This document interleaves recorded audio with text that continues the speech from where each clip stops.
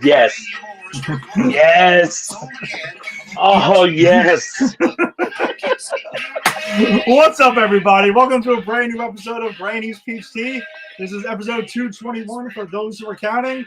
Yes, we're on a little bit earlier than originally posted, but guess what? It's all good. We were so excited to get on tonight. We decided to jump on here, and guess what? It's Friday night's Granny's Peach Tea. We already got We're our dancing.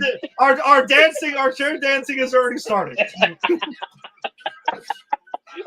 I just realized it as I was getting down. I was like, oh, this is a Friday tradition. Friday traditions are always chair dancing traditions, so it just always seems to find its way. But listen, thank you for joining us as always. If you're joining us on the Facebook live stream, if you're joining us on YouTube, or wherever you found your audio-only podcast, we always appreciate the support. Yeah, and we're pretty pumped up, man. We got three big topics to discuss here. We got a Masters of the Universe teaser trailer that dropped yesterday from Amazon MGM Studios. So we will be doing trailer reaction for that to open things up. We also got Fallout Season 2, Episode 6, which was a wild one that we, that we're jonesing to talk about here. And also our movie of the week as we continue our look back to the Alien franchise, Alien 3. David Fincher's directorial debut. And I refuse to admit that. we have a lot of thoughts. I'm not going to bury everything with it, but this should be a very exciting show. This will be a roller coaster for ride. I can assure you that. But yeah, Jason, what's up, dude? We got some uranium fever, I see. Oh, I got uranium fever, baby. I'm so happy you chose this one. I was watching Fallout last night, and when this song came on, I was like, it's got to choose. It's got to. And this is, and when it came on, I was like, yes, I finally predicted one. It was admittedly down to this, or I was just gonna go with the old school He-Man theme. I mean, whatever it is, that's pretty much all I had. Okay. There's nothing in Alien 3 that I went with. No, there's nothing in Alien 3. Full stop. We're done. No, that's not true. Yeah. That's not true. I am gonna make a case for parts of that movie, but but we'll get to that. But yeah, no. So I've been on Regents Week this week. For the high school teachers out there, you know what I mean. Little grading, little proctoring, no planning, no student face proctor. Proctor! I don't know. Every time I hear really, that word, that's the first thing that comes to my mind. what's really funny is my work husband at work loves those movies, and he will just walk down the hall going, "Yo, Mahoney," and he knows that there are only three people in the building who get it, and that makes it funnier to him. Exactly. That's there is a level of that when you have a great joke like that and nobody gets it is when I get annoyed. That's when I'm like, all right, if it drops on deaf ears, like I think I told you there was a couple of weeks ago I had we had Meatball Heroes delivered to work, and I went with the Point Break obvious. It was just like, hey, I was like, man, Yes. I hear that place has the best meatball sandwiches in town, man. So I'm like, yeah. And then I was walking away. I'm like, Utah, give me two. I just got a stupid look, and I'm like, I forget it. I'm out. That's it. Yeah. Obscure movie trivia, movie quotes. It's a dying art. It is a dying art. It shouldn't. These kids today, they're quoting their Barbie and their Harry Potters. They don't know the classics. They don't know the Point Breaks of the world. Yeah, no. Unfortunately, they don't. But all right, so let's get to it then, shall we? We do have the Masters of the Universe teaser trailer that dropped online yesterday. So we were blessed by MGM Studios with this one. So we're going to go ahead and pop that up here now and check it out. And yes, this is the first time Jason is seeing this one. And this is probably like the 600th time I've watched this. But I don't care because it's always great. So Here we You go. the viewers know how I roll. Exactly. All that stuff that only exists in legends and bedtime stories. Talking tigers, spaceships, and magic swords that can make a man as mighty as a god. Where I come from, that stuff is real.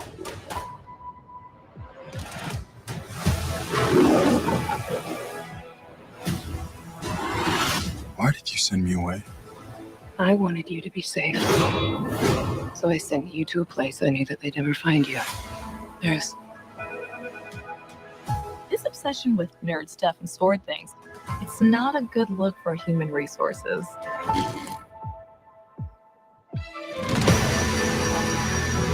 I know it sounds crazy, but that sword is gonna show me the way home.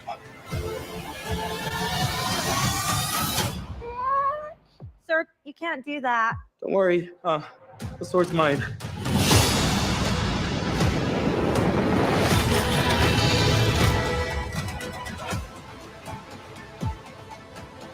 Hang on, it's about to get weird.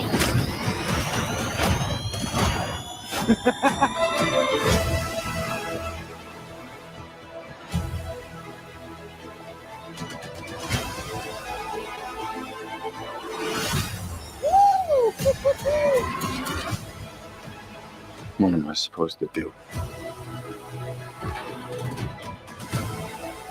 Take the sword. You protect them.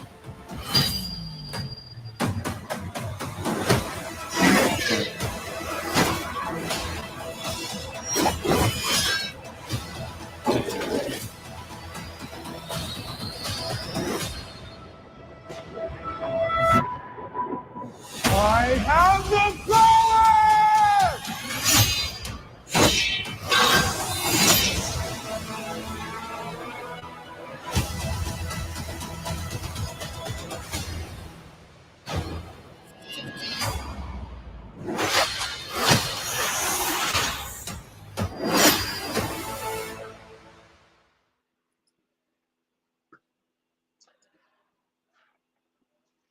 I'm going to say that I know that I normally have the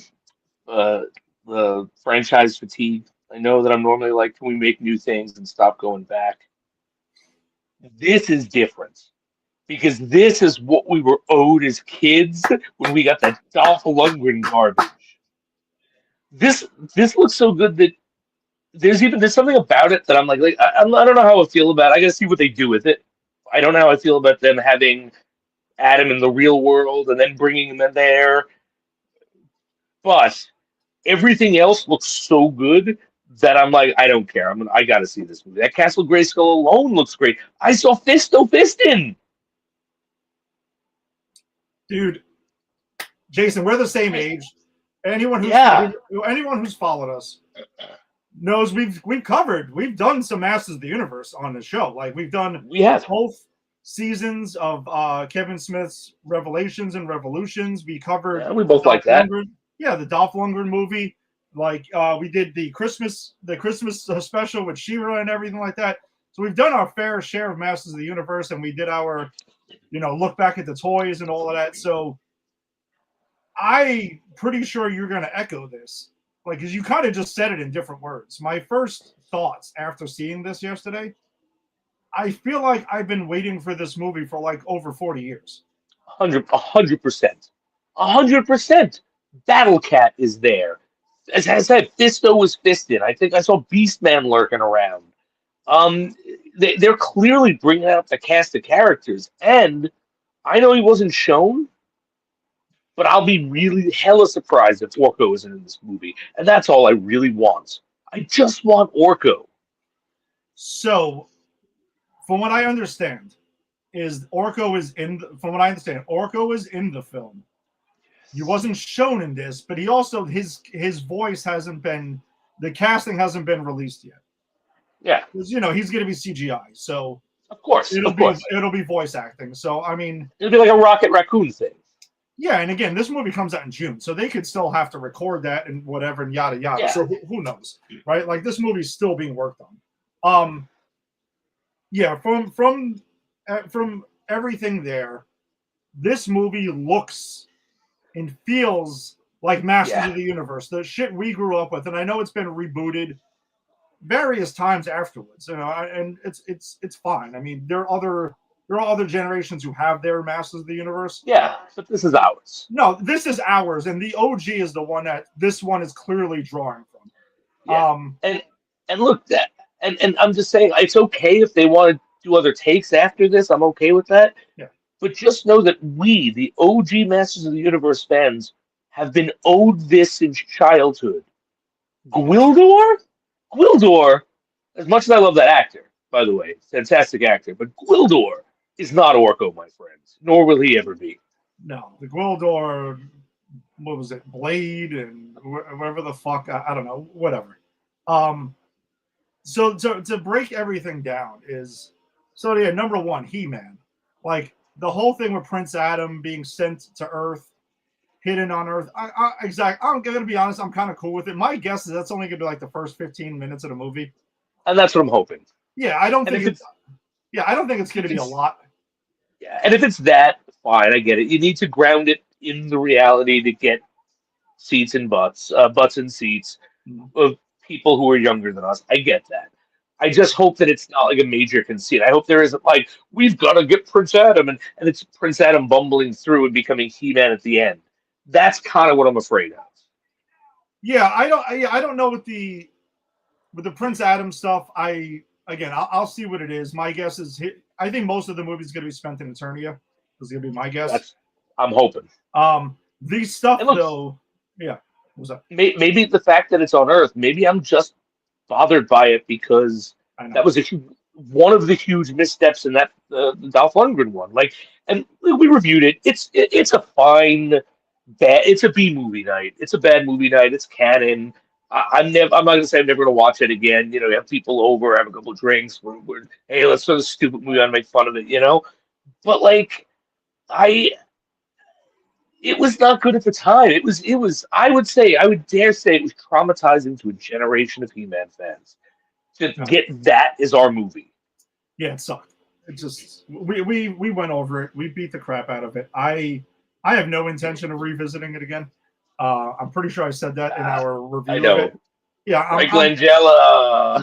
Yeah, I'm good with all of that. Again, especially since you're giving me this. Like, yeah, for sure. This is the one I've always wanted. The stuff with Prince Adam on Earth, I think it is pretty awesome that he has the pink shirt and everything like that. Like that. Again, like Prince Adam typically does. I think I am going to address it because it is kind of insane. So, if you had to take a guess, what thing I will just say a certain group of people online took issue with and were all had their panties in a bunch yesterday. Let me guess. What would you all say? Right. It's got to be the fact that the character from a cartoon fantasy, the fictional character from a cartoon fantasy, fictional characters, is being played by a black man.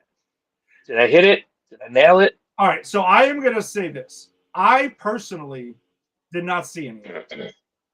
I expected it, and I'm sure it happened. I did not see that. It's actually even more mind-boggling than that, because that alone is absurd.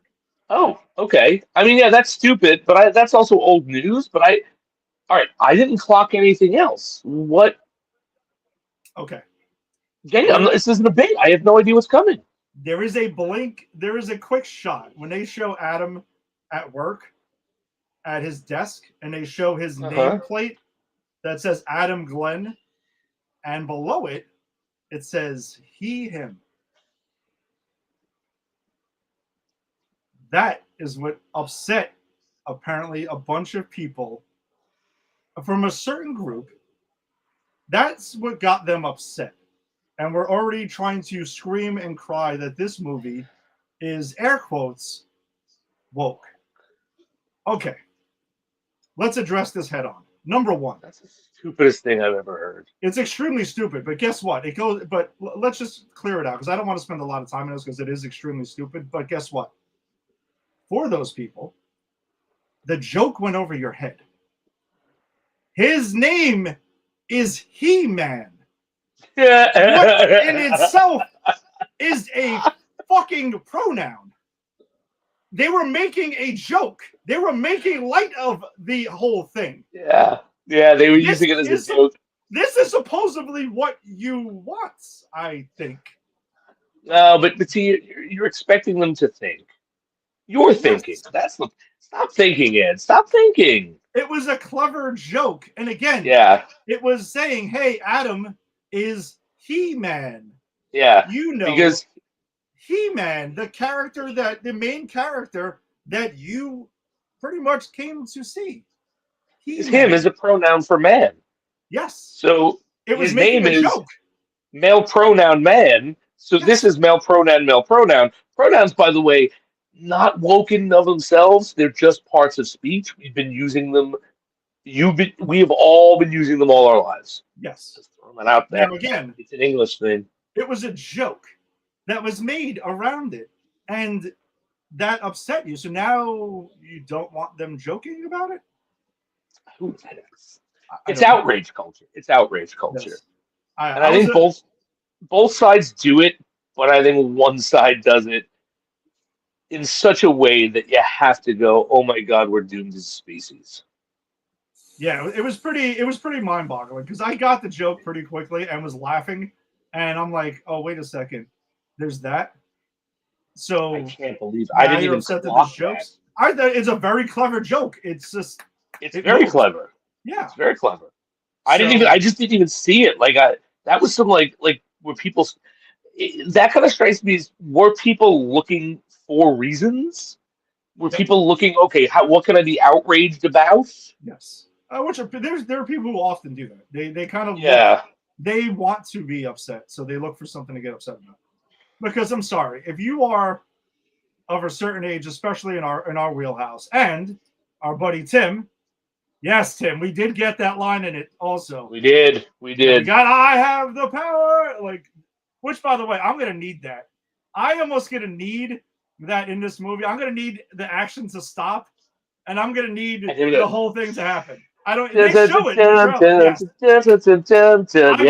theme in this. Give me an epic version of it. It's cool. I don't care. And at some point, I just want someone to go, He-Man. Yeah, exactly. That was the background. It was just someone singing He-Man over and over again. It was it. Listen, genius songwriting. It is. It's what it is. He-Man. He-Man. He-Man. Yeah, I'm gonna need some version of that in this movie, and I would be shocked that if we don't get it, because it just seems like this is what they're going for. They know their shit. Now, this movie is being directed by Travis Knight, who, for those who may not know, also directed the best Transformers movie that we've gotten in Bumblebee. Oh, he did Bumblebee? Yeah. All right, no, you just bought some points for this. My man knows 80s fucking Saturday morning cartoons, apparently. Because I think indisputably Bumblebee is the best Transformers movie, live action Transformers movie, because nothing's ever going to beat the one where Optimus Prime dies. That's Orson Welles' last movie. Come on. That's another thing that scarred that same generation at the same time for different reasons. Dude, we got every cartoon, man. We got beat up in every cartoon. Yeah, and it was wild. So yeah, I'm thrilled with this, man. He-Man also looks like this dude bulked up like crazy to play He-Man, and that was he looks good. And Skeletor looks good. Fisto was fisting. I don't know how many times I got to say this. Fisto was fisting. We got Fisto. There's a shot of Trapjaw in there. We get Beastman. Oh, yeah. There's Cringer, which that's another thing. I gotta have him aim and hit Cringer and turn him into Battle Cat. I can't wait to see Battle Cat. Happen. It's gotta happen. Yeah, that's gonna be good. Yeah, and even if the story sucks, if they get the visuals right, I'm in. Yeah, that's where I'm at too. You know what I'm saying? I'm almost at the point where I'm like, dude, this looks. This has got me so amped. Just from the visuals alone, I mean, you're right. I would even be forgiving of the story. This doesn't have to like, crush everything else. Yeah, Tim's on Trapjaw, Ram Man. Ram Man. There's a shot of Evil Lynn in this too. Exciting. Yeah, there's everything. Grayskull looks great. I mean, Man at Arms, Idris Elba looks awesome. He's got the like comics accurate suit. All that. Yeah, Tila has basically her suit going on here too. Yeah, I gotta rewatch it. I gotta rewatch that when we're done on a bigger screen because I was watching on my phone, and so I missed a bunch of it. I'm gonna do something I never do. I'm gonna rewatch a trailer. You might, and I gotta promise you right now, you're gonna rewatch it multiple times. Probably will because I'm gonna be like, I want to see what else I missed. Yeah, there's so much in this teaser trailer. I can't wait for the full trailer as well. I can't believe that was just a teaser. That we got a lot there. We did. It's like about 2 minutes, and that was just the teaser. Yeah. Wow. All right. Yeah. So, and from what I understand, like, there's a lot of buzz apparently in Hollywood that like they know they've got something here. Like that's going to be pretty fucking awesome. So yeah, I'm excited for this. This is going to be good. Yeah. So I will say too is that number one, I think we could easily say now as a teaser trailer, your level of excitement for this film has ratcheted up probably quite a bit. Dude, I'm gonna say if that's the criteria, this is the best teaser trailer ever. It very damn well could be because I mean, it's gone from like zero, like not zero. We were interested. We didn't see anything yet though. Right. It was the concept was there, but yeah, we didn't see anything. But again, I thought this was the trailer. There's so much here for a teaser trailer that if it is functioning as a teaser trailer, I have never had a teaser trailer make me want to see a movie so much. Yeah, it's true. Yeah, Tim was saying I was skeptical about Earth being involved in the story, probably for the same reasons we talked about. But they explained it real quick. Yeah, exactly. And they did it in the fucking teaser trailer, so it's almost like, all right, let's roll. Right. So there's, by the way, so the only thing that I've seen, the other thing that I saw people kind of like chattering about, which I thought was actually hilarious, is in a real genuinely funny way though, is wait a second, but Jared Leto's in this. Yeah. Damn it. Yeah. Now listen, it looks like Skeletor is probably majority CGI and he's probably just voicing it. Absolutely. And Jared Leto gets to play a villain, which I hear he's a villain. He's a villain of some sort, Well, I mean, his actions when he goes, method, which I'm an actor and I think that's so obnoxious. I gotta go method. I gotta be the Joker. I gotta send dead rats to Viola Davis, a national treasure of our country. I have to torment this poor woman. Jason, I'm gonna tell you right now though, I hope to God he went method for Skeletor. If he did, I have to know this and I have to see it. I'm hoping somebody documented this because I want him. Well, you know what I'm envisioning? I'm envisioning him, people saying, "Hey, you did a good job. Thank you for being a good." And he's like, "No, I don't want to be good. I want to be evil." And I want him leaving meetings like table reads and walking through mirrors and breaking it through the other way. That's what I want him doing. That's right. Come on. He goes full method. What I want to see is I want to see him on set whenever they call cut.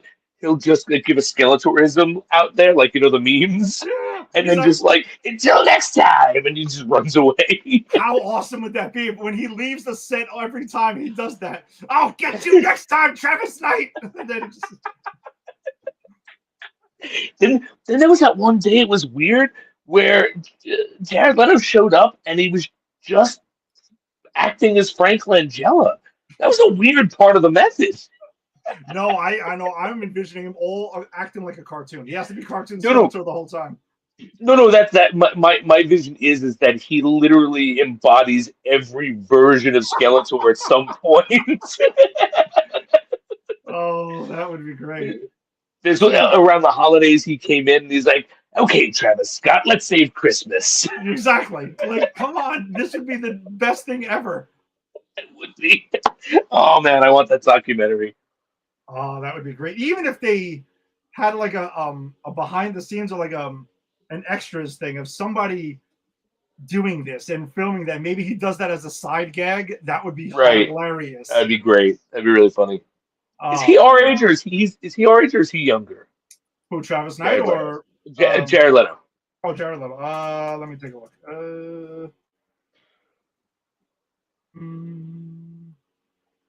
He's 54, so he's actually older. Oh shit! I did not Hollywood, realize. man. I did not realize he was Jesus. I thought he was around our age. I thought so too, or younger. Man, he looks good for his age. Go ahead, Jared Leto. This I'm actually kind of curious. All right, Travis Knight's 52 years old, so I felt like he had to be in the ballpark to be nailing these like 80s movies. That's so. I want to point out, since we're talking about the 80s, I want you to think back into the 80s when we were kids and think about what you thought a 54-year-old man looked like. Oh, like Archie Bunker. Yeah, exactly. Which I think is what Archie was in his like 50s, maybe even 40s. This is a Roman god come to life, and it's like, yeah, he's 54. Yeah. How crazy is it? How have things changed? How did that happen? How did we get here? How did we get here where the elderly are hot gods? I don't know, man. I mean, it's one thing that you could say is definitely improving with that. No, that's true. I think I'm just jealous that these people look better like now than I did at 20. I think that's what it comes down to. Tim's got one question, which Tim, we chatted about this. Where's Orko? So apparently Orko's in the film from what we understand, but they just haven't officially announced who is voicing him. So that's why he's probably not in this. So I would guess they're still kind of working on that. I don't know. There's so many ways they can go with that one.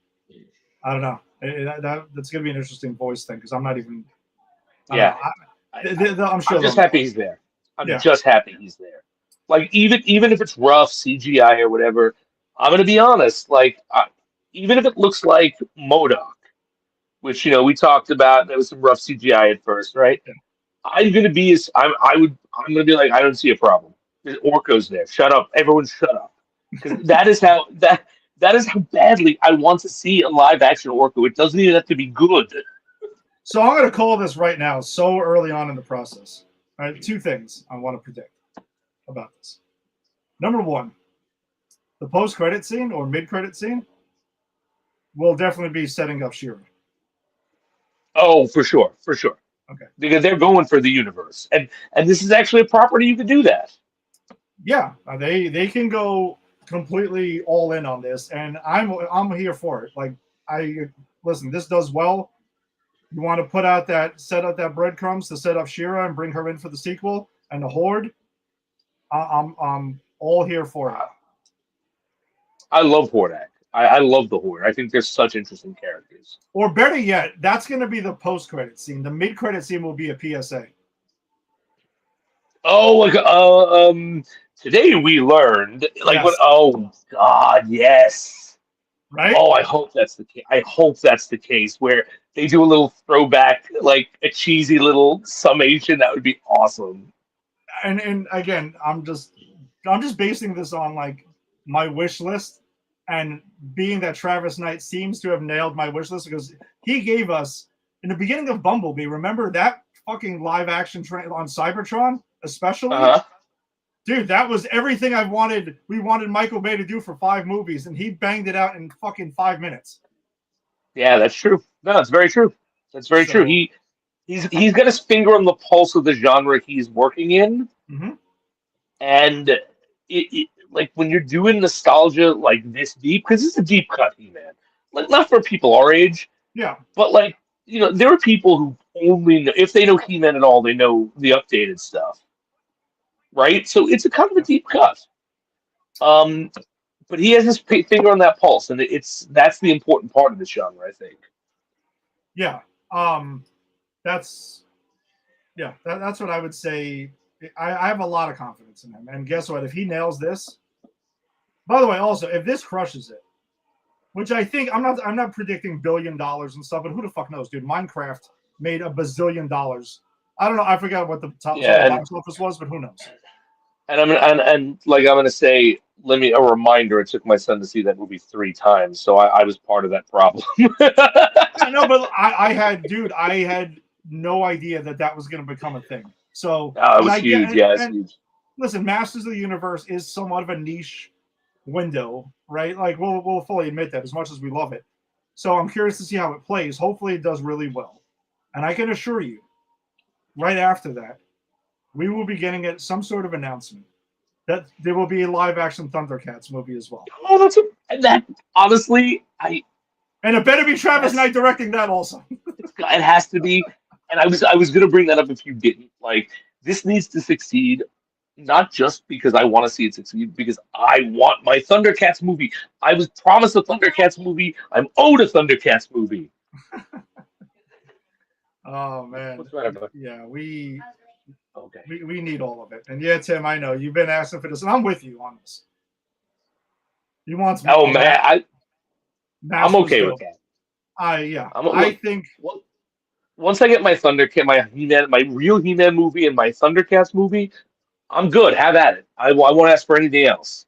well, the interesting thing though is that Paramount, who owns the rights to Transformers and G.I. Joe, they also own the rights to Mask, and that was supposed to be a whole shared universe that they're trying to build over there, but they're just having a rough time getting the fucking thing off the ground. I mean, Okay. we liked Bumblebee and we loved Bumblebee. That was heading things in the right direction.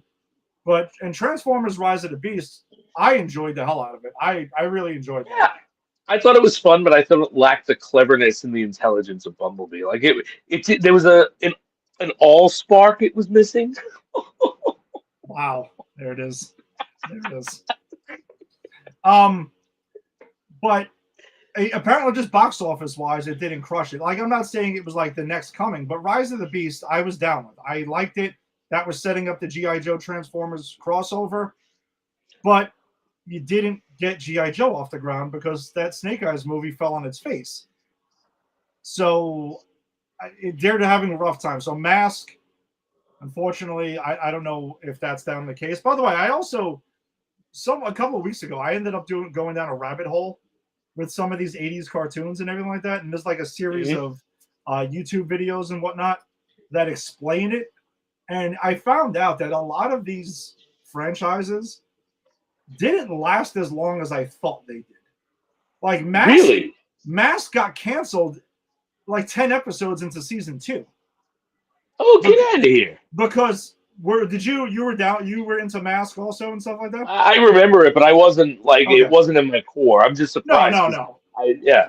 Yeah, no, it wasn't like, listen, for me with those things, we talked about it. It's like the Trinity is Masters of the Universe, Transformers, G.I. Joe, right? And then like, exactly, other stuff was around, like Silverhawks was really cool. Oh, I like Silverhawks. Yeah, But and that Silverhawks was essentially Thundercats in space.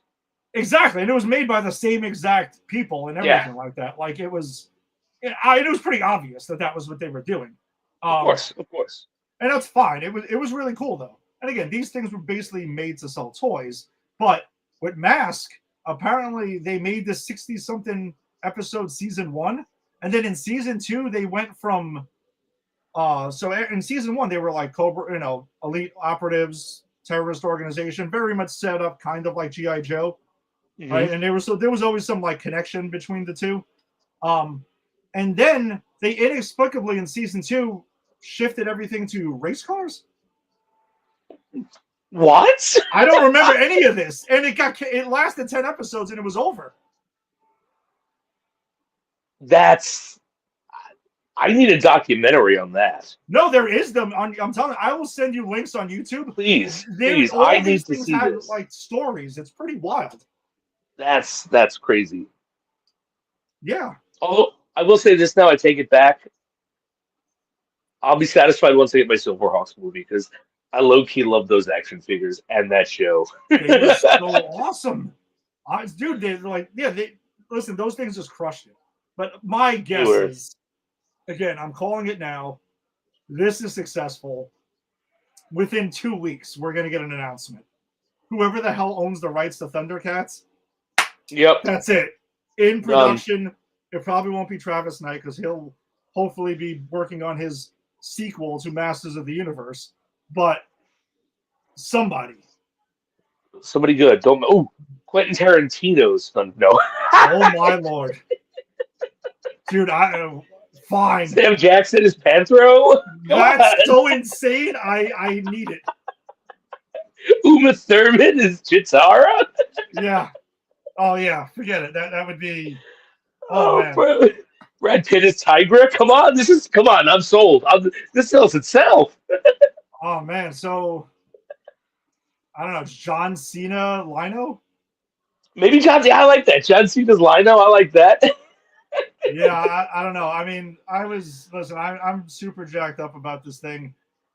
I would, yeah, you can go down this whole rabbit hole, but man, this needs to work. I'm hoping this movie is awesome, and that will be the next thing.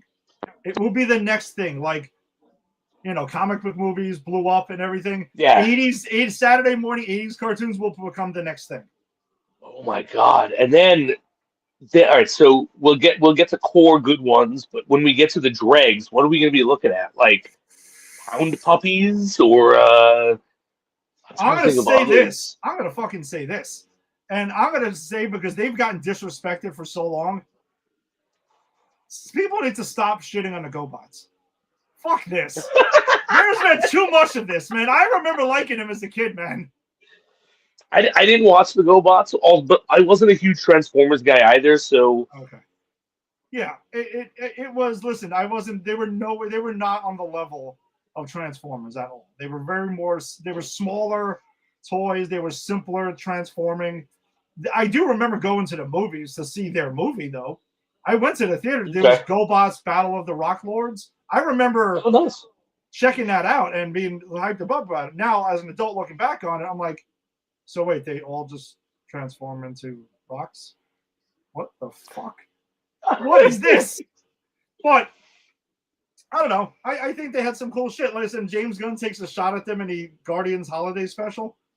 Oh, that's right. That's right. But now GoBots are canon in the MCU apparently because they killed Drax's family or Drax's something or whatever. Oh my God, you're right. I forgot about. Because I've only watched that once. I forgot about that. Yeah, because he sees somebody in by Man Theater dressed up as their version of Megatron, Sight Kill. Yes, that's right. Kill. Yeah. Oh, that's so funny. Yeah, the GoBots. There can be Centurions. Bionic 6. Bionic 6. I know this only lasted like 10 episodes, but I want Jason the Wheeled Warriors.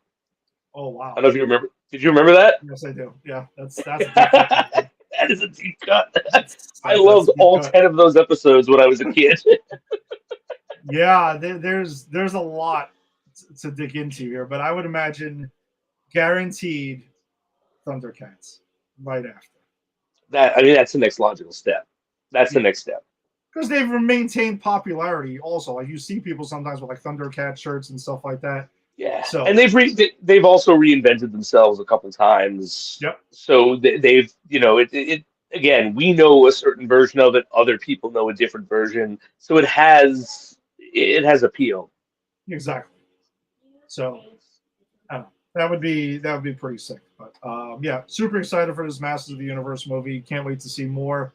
One of the many things we got coming out this year that we'll be covering here on the show that I can't wait to, and maybe we'll try to dig up some more Masters of the Universe to watch, and cover a little bit before that, leading up to that movie. Hey, look, we did it once. Let's do it again. Let's find an old Masters of the Universe episode, right? We did it with G.I. Joe, right? Let's do that with Masters of the Universe. Let's find an episode. I have the whole thing on DVD. I have the whole original series. Nice. G.I. Joe was, we did Cobrathon and Cobrathon. Yeah, that's Viper. Right. And the Viper, which was your favorite because of yes. Remember you told that story about when you were a kid. Yeah, my father would call the house and ask to speak to the Viper. I love that. He was so in on these things. It was nuts. Like, it was wild. Yeah, it's yeah. We'll find some He-Man to dig up, and we'll watch some of that and see where that's going. But let's shift over gears to something else Amazon does own. Fallout Season 2, Episode 6. Let's drop that Got a spoiler ticker. little uranium fever going on. You do have a little Iranian fever. So if you have not seen Episode 6 that dropped on Wednesday, come back and check us out another time. But we're going to be discussing it in all its spoiler really goodness. You have been warned. So, Jason, you texted me and Rick late last night about this, and you were jacked up. So let's go. Let's go. Bring it on. All right. So where do I start? Super Mutants, Ed. I got in this. I know it means nothing to you. They look cool. That's they look cool. They absolutely look cool. But I got Deathclaws and Super Mutants. And the moment I texted you was, and I'll go through the plot like I always do. I just need to talk about the Super Mutants first. Was when they were dragging the ghoul to their hideout or their lair, and I don't know if you noticed the bag that was hanging there in the background. That's a game thing. They have these bags of flesh where they keep their treasures, and mostly their treasures just bones and fingers and carnage. But sometimes you'll get a good gun or something from there. But it looked so good that I was like, I knew exactly what was gonna. I knew where we were. I literally was like, oh my god, Super Mutants are coming! Oh my god, I got a Deathclaw to Super Mutants. This really understands what the audience wants from it, and I am here for every second of it. Yeah, again, not that I have not. For those, man, I know I did not play the game, but from a viewer who didn't, I was like, what the hell is this thing now? What is going on here? He's being dragged. Again, whatever. To catch up with his thing, the ghoul picks up where we found him last week. He's impaled, and he spends much of the episode trying to get out. There's even that thing where he kind of goes all the way the fuck up. Yeah, he almost gets off and then slides right back down. Yeah, and he's asking Dogmeat to help him. Yep, and Dogmeat runs off. There's some great Walter Goggins acting where he's starting to because he doesn't have access to his medication, so he's starting to lose control, and he starts going, you have a daughter, and actually it uses the flashbacks in a very smart way to further the character's will. This, outside of the Super Mutants, this was a brilliant episode in tone. I thought so. It was pretty. It was. I caught myself as I was thinking about Doc Brown. About I was to say this is a pretty heavy episode. I was like, oh, man. heavy. Where we are from, Future boys have problems with gravity. Exactly. But yeah, there was a lot, especially around the ghoul / Coop. Yeah, his whole story. This is a lot about him. It is, and we get some insight about his wife. And I think what's super interesting here is that his wife's journey is mirroring Hank's journey in at least the way they want the audience to view them, because up until now we have viewed Hank as the villain, capital V, he's evil, right? Mm-hmm. And we did the same, or at least I did, with the wife, because she causes the war. We know this, right? Yeah. But to see Coop actually call her on it, and her be like, "No, I'm being manipulated," and then you see the guy from Lost, the villain from Lost, gets in the elevator with her and threatens her and her kids, and and then you kind of see the guy who got the cold fusion. I forget his name right now, but the one who put it in Coop's head that she was behind it. You kind of get the sense, no, actually, this is the guy behind it, actually. And that whole thing of you thought this woman was a villain, but really she has her reasons, because that is what Fallout does best. No one is a villain or hero. Everyone is a flawed person doing the best they can in the wasteland. Yeah, I can fully agree with that. I can see that. I guess the only one that we somewhat maintains her innocence. I would say maybe Lucy McClane. Who maintains like her innocence? Yeah, like her innocence. Like she still kind of has that like bright-eyed. I'm from the vault, and I'm trying to do the right thing. I'm trying to bring my dad to justice, even though he's my dad and everything like that. And that's where we'll get to that in a second between her and Hank. She's the only one. I mean, yeah, she was addicted to drugs at one point. Yeah, she's fighting it. She's the only one who we see that has it, but she's changed, and there is an acknowledgement of that. She's not lost, but going out to the wasteland, it has corrupted her in an irreversible way. Now, what she does with that, and if she lets it get worse, it's a different story. And that's kind of what we see her wrestling with in this, right? Like, we'll jump around because we're assuming everyone saw it. When Hank takes her to the vault, and she gets her moment, and she pulls that knife, and she threatens him. That old Lucy would never have done that. But she tempers it with, I'm bringing you to justice. And that's the moment that Hank goes, oh, good, because, I thought my Lucy was gone. And so this show is intentionally playing with her kind of corruption versus fighting that by the wasteland. Well, yeah, because we talked about last week, between, the ghoul, Coop, and Lucy, like he keeps saying that, you're me. You're me. And they that's definitely one of the through lines throughout the series so far is how far Lucy can push. But she, again, just in comparisons to some of the others, she hasn't gone there yet. But yeah, I could agree with you that she has learned about, put it this way, not everything is hunky dory and everything's perfect and it's like golly gee and everything. She's learned there's other shit out there. And I think that's kind of the point, because the vault dwellers in this, it's very clear, but also in the game, a lot of the times the vault dwellers that survive, because not a lot of those vaults did not end well. They're all experiments. They tend to be kind of naive because they are so distanced from the rest of the world. They grew up literally sheltered. Mm-hmm. So I think it's interesting that they're really leaning into that and showing how far you could push someone who grew up in this naive, sheltered world, especially when it was run by someone from the evil corporation that caused all of this.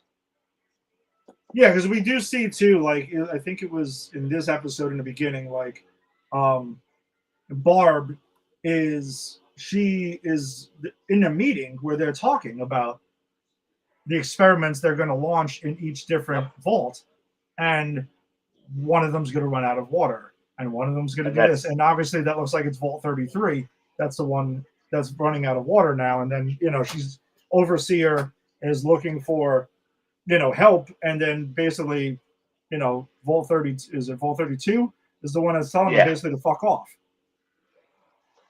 Yeah, and I love that because that's the thing from the game. Like, put two vaults together, cut off one of the resources at some point, and see how they deal with it. Right? I believe that's literally one of the vaults in the game.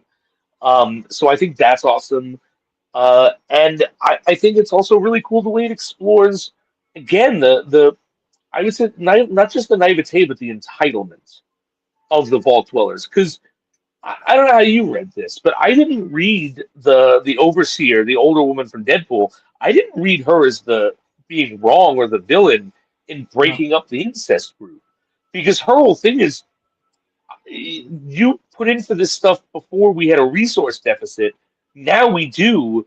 We got to think of the greater good. And this guy's like, no, F you. You can't stop our incest group and you can't stop the requisition. But like, she's trying to do the responsible thing and rein them in. And I couldn't help but like thinking about like modern day, politics, not just in America, but globally, and just how politics tend to work. I want my share at any cost because I'm entitled to it. And if you're trying to take my freedoms, I'm going to fight it. But it's like, but you're going to doom us all. 100%. And it's funny, like I was chatting with somebody a couple hours ago regarding this in a real life situation here. And yeah, there was, without divulging too much, there was certain people who have entered the workforce at a certain age that feel like they are entitled to all these perks that they Right. get. And meanwhile, it's like, do you have any idea what you're getting right now? Like, Yeah. this is Like, not. people have to fight for this. Yeah, exactly. Like, listen, many years when a lot of us were in the workforce a lot earlier, this was all unheard of. This is what you're getting is great. Now, if this was taken away, you would leave and do what? Are you out of your Yeah. mind? You know what I'm saying? But you're right. It does kind of correlate with this. Like this guy in the that's running the group there. You're right. He's like going nuts and shoving a cake in his mouth, and he's like, you can't take this away. But the overseer, she's 100% correct. Yeah. Like, hey, shit changed. We have a crisis Right. we're trying to solve. You can't be doing this. Like, we're not saying your group's not important, like your support group for the incest support group, but that snack budget's got to get cut, buddy. Like, we need to think of the greater good, and they're like, no, screw it. Like, they're not thinking big picture, but that's what managers and people in charge. That's kind of their job if they're doing it correctly. They're supposed to be thinking of that way. If they're doing it correctly. And I think it's interesting, like, yes, she's from the past, as is the Cyclops who runs the other vault, but she clearly is benevolent. She clearly wants to help people. Yeah. Like, her being shady, as I've seen it, is just to protect people from knowing what's going on because she doesn't want them to panic. But when you have that, if you remember the interaction last episode where she was talking with the other vault leader, overseer, and she says, like, the reason that I chose you to take the next place, the reason we got you in was because I thought we would work together. So, I think she kind of knew this could happen. Yeah. And she's kind of the good one trying to fix things, and so she's getting this feedback. And it's funny because it looked to me at first if they would have stormed the place and kill everyone. They had all the guards with the guns and stuff, but it played out so differently and subverted my expectations where I walked away going, no, that guy's being a dick. I agree. I was kind of on the group side when the scene started, and by the end of it, I'm like, Same. No, I'm not. I'm not at all. Same. And thematically, that's again exactly what they're doing throughout, right? We expect her to be the villain because she is the overseer from the Vault 31, and we think all of those people are evil because they come from the past and they're whatever, they work for the Vault Tech. But then in a moment where you think she's about to get violent, and we're already making judgments like, no, don't mess with these people. They're just people in their stupid little group. She actually is the good one, and they're in the wrong. And they do, and that's what they do with Coop's wife. And we'll talk about this in a bit, but that's what they do with Hank. I feel they really take, this is what you thought you knew about the character. Now I want you to see them in a different perspective. Yeah, and that's good writing. It's very good writing. Yeah. And I want to argue, I want to make a prediction based on that. So the super mutants, usually in the game, with very few exceptions, are like almost mindless brutes. Daddy, And remember I couldn't beat this round? I remember, buddy. Very good, buddy. Sorry. They were pretty much mindless brutes that are just like violent tribes that go and loot and pillage and kill and eat people. That is not what this character seemed like. This character seemed intelligent, not violent necessarily, but dedicated, and absolutely not evil because he still saves the ghoul, even though the ghoul doesn't give him what he wants. Yeah. And I think that little cap on this is the writers going, we know if you're coming in as a gamer, what you think you're about to see, but we're subverting that too. Mm-hmm. Okay. All right. I guess to the Barb and Coop stuff, tied in with the ghoul that's there. Yeah, you're right, because I think if I remember, the episode does begin where they're laying out all the plans for the vaults with Yeah. her, right? And there's different experiments, and you can see the look on her face. She's almost like, what the fuck, or what am I doing? Like, Yeah. is this really all? Because her basic whole thing is like, she's supposedly doing this to save her family, to get them into like one of these like, executive vault type things. So like maybe Right. not be one of these experiments. And we still don't really know where that lands, right? Like we're gonna find out how Coop became the ghoul at some point. Yeah. And I'm pretty sure it's gonna be pretty fucked up. But so yes, you're right. We go into this thinking she's the villain. They turn it on their head where you see this remorse on her part, and even she had that conversation she has with Coop in the house where he was like, "Have you always been a monster, or is this just recent?" Did I just not see it? Yeah, Like, that was the end of the question. Did I just not see it?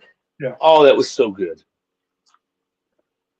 Yeah, that was something, and they have that that dialogue there where he's like, I know what's going on here. I know he basically finds out everything because he does. Last episode, he went on that whole drinking binge, after he kind of started learning a lot about her. But she's way more sympathetic in this episode with it. But I still think there's more to be revealed, Of course. regarding the whole thing. I guarantee she's gonna be directly responsible in a way for him turning out the way he did. I wouldn't be surprised. Like, well, so the way the ghouls happen is because of the radiation, right? Yeah. Now what we do know, and I think you're right? Because what we do know is when the bombs hit, him and his daughter were at a party. We saw that in the very first episode of the show. Mm-hmm. Yeah. We now know his daughter is in the executive vault with his wife, which means that things happened after that. So I'm willing to bet that, I'm willing to bet, like, the way he became the ghoul is the way people become ghouls in this is the radiation, the prolonged exposure to radiation. But I think the kicker is going to be is she's the reason he's not in the executive vault with them. Yeah. Like, she keeps him out. Yeah. That's my call. Yeah, I agree. And then the stuff with Hank and Lucy. Superb. And again, I can't say this enough. Kyle MacLachlan, I love watching Kyle MacLachlan act. He is able to pull off sweetly menacing. That's a good way to put it. Which is not easy because they're contradictions, but he's wholesome and murderous. And I think that's him. That's his time when he worked with David Lynch, because that's David Lynch's wheelhouse, right? But what he does essentially is he wants to have a conversation with Lucy at dinner because he misses his daughter, which I believe. No, he does. I don't think he genuinely was like, "Did you get to read this book?" I forget what book it was. So many people. Yeah, I don't remember either. But I should have clocked it because that's got to mean something. But and she's like, "No," and he's like, "Oh, well, we could just discuss the parts that you did read." And then when he pulls the knife on her, he doesn't try to stop her. He's not going to harm his own daughter, and that's the wholesomeness of it, right? We've seen him murder people. We've seen him bomb towns. We've seen him do despicable things in the past and the present. But no one in Fallout is a true monster. Everyone has the human underbelly, and his human underbelly is he loves his daughter. He genuinely does. He didn't get her because he wanted to torture her. He missed her. He wanted to make sure the wasteland didn't kill her. Yeah, and the look on her face when she sees him for the first time, like she is just like completely gutted, like just I don't know. I would say gutted, shocked, appalled, all at the same time. And I'm gonna throw in there part of it. A little part of her missed him too. Oh, for sure. Yeah. And that's in the actresses. That's in her performance. And I think that's part of it too, because he's a monster. But he's also my dad who raised me. We have these book club talks. Like, and that's why, like, I think that's more the impetus for I'm bringing you to justice. Like, I think if it wasn't her dad, maybe then, she would have been a bit more corrupted in that moment Mhm. because it's like a survival thing. But she knows he's not going to hurt her, and she can't hurt him. So it's like, what else are you going to do? Oh yeah, I'm going to take you to justice, fine, because I got to do something. Well, I mean, she did say that's been her mission, right? Like on his whole journey now has been to bring him to justice specifically. She keeps telling, when Yes. people ask her about it, she repeats it. And she also, like, it's also pretty smart by Hank to kind of immediately go for the book club thing to disarm her. Immediately. Yes. Yep. Emotionally disarm her. And once he does that, he gets her talking and stuff, and she reluctantly answers the question about the book and stuff and like everything like that, and she didn't finish it and stuff. And I thought that part was like really fascinating because she also starts seeing all these people walking around with those devices on their necks. So like, Yes. she's completely accusing him of brainwashing all these people, and they're all his servants. Now, it's correct-ish, And- or what are you thinking? So this is the question the episode is asking, right? Because clearly, they show this, right? You see members who are in adjacent gangs who are killing each other, which we have seen in this season. Mhm. You see them working together and being real friendly and seeming real happy. And then Hank very strategically lets two of the guys go because she says so, and has her decide whether to push the button to activate their chips, and they immediately try to start killing each other.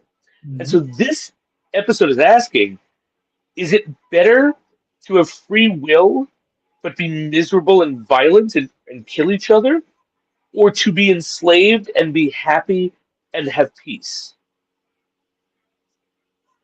And I don't know the answer, and I don't think it has an answer. Right? But that's the moral question that this video game show is dealing with. Yeah, it is pretty high level shit. It is. And I don't know, because even Lucy, the look on her face when she sees that and she sees what's going on there, because Hank has all these people doing work together and they're all this and they're synchronized to music. I love that. I love that scene so much. Yes. It is. Yeah, and also there's a scene where she's like, these people need to get free will. They need to do this. And he's like, all right, we'll open the doors. No problem. Right? Everyone can go, right? This is what we're going to do. This is what Hank tells them. And because Lucy, says so. And basically throwing it on her lap. And they're like, well, we don't want to go. We want to stay. Can we stay? And then here. And then he goes, okay, well, we're going to leave the door open. And you guys make your own choice. Yeah. I mean, he's playing chess right now. He is.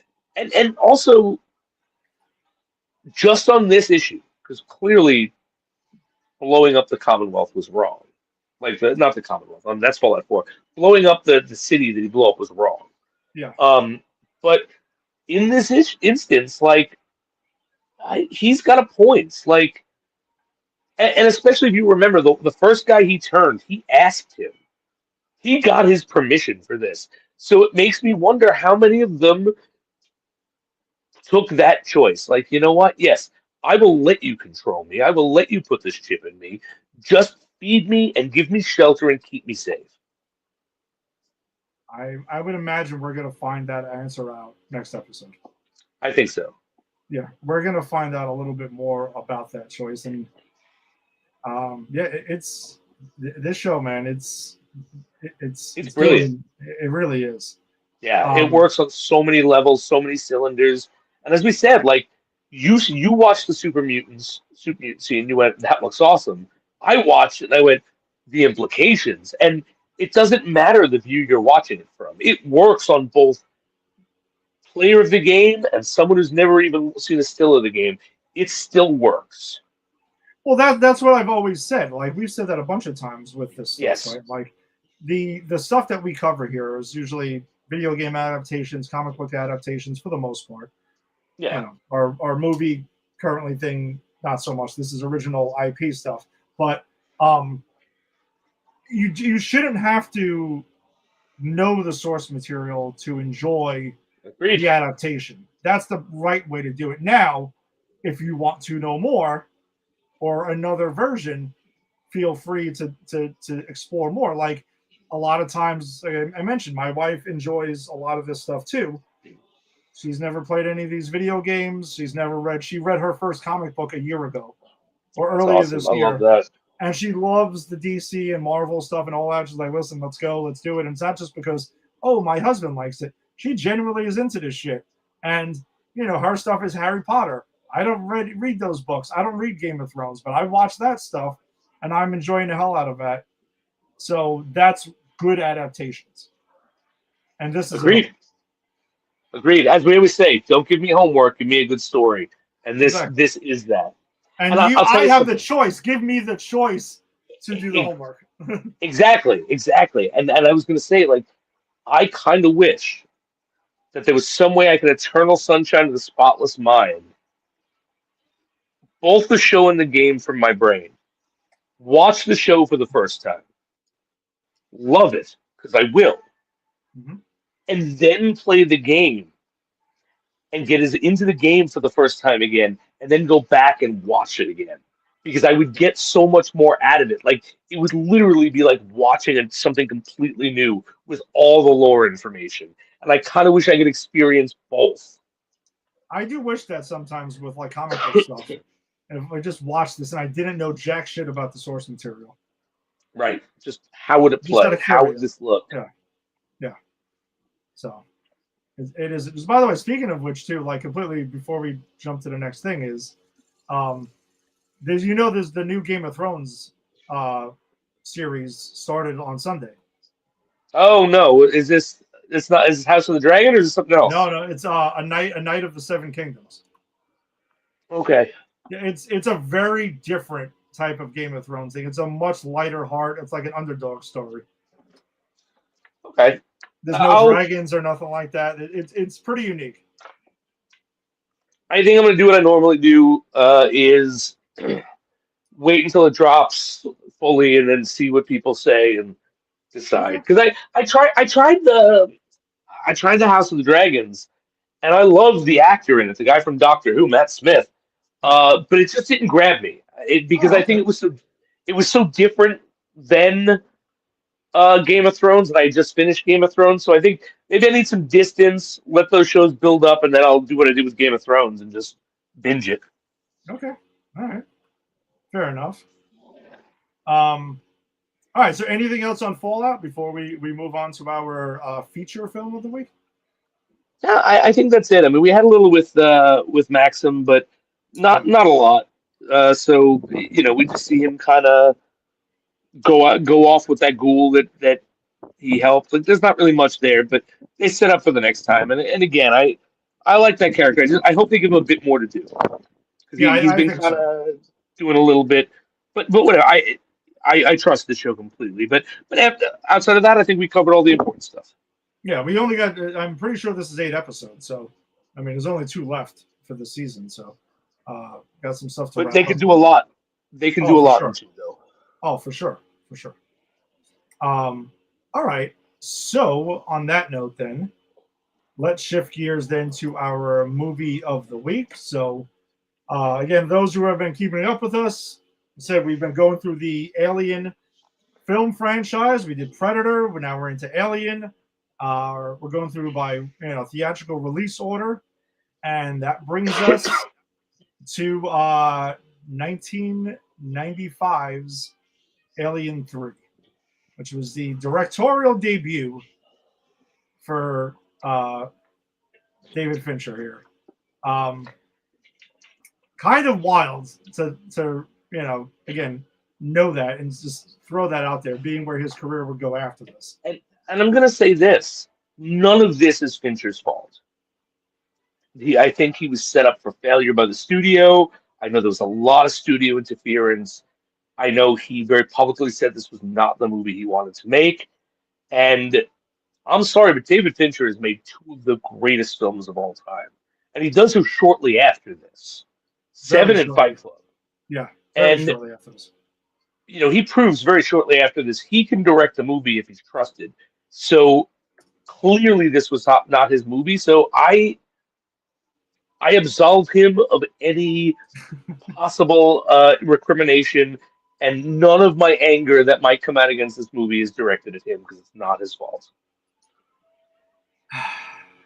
So, we have spoke glowingly for the first two films They were in this great. franchise. This film is one that I have not seen since I was a teenager. Okay, so I was about 15. We were both 15 when this came out. Okay. I absolutely despised this film when I was a child. As an adult, I still despise this film. It is easily one of the biggest fall-offs from one film to the next that has ever happened. I mean, ever happened. You have a franchise that went from Alien to, which is one of the great, maybe arguably the greatest sci-fi horror film ever made. Mm-hmm. To shift gears to Aliens, which was directed by James Cameron, Right. which is possibly one of the best science fiction action movies ever made. Exactly. Now to this. Now, telling by the title, they decided to take it back. Their concept was to take it back to the original, right? They were going to go back to sci-fi horror suspense, right?